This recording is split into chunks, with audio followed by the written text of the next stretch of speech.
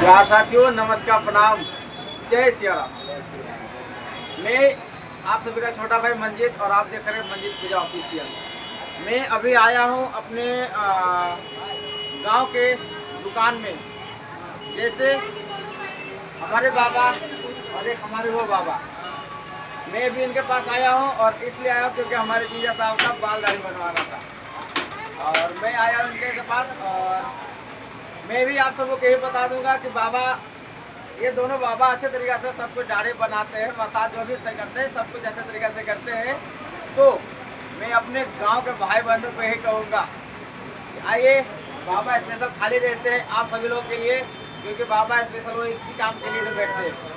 तो आइए आप सब आकर के हमारे बाबा के पास और इधर जो भी काम बाबा का है वो काम अपना करवाइए। और हमारा चैनल मंजीत पूजा ऑफिशियल आप देख रहे हैं तो प्लीज़ चैनल को सब्सक्राइब कर लें और फेसबुक से अगर हैं तो आप फॉलो कर लें। तब तक आप सबको मिलते हैं नेक्स्ट ब्लॉग वीडियो में। जय श्री राम।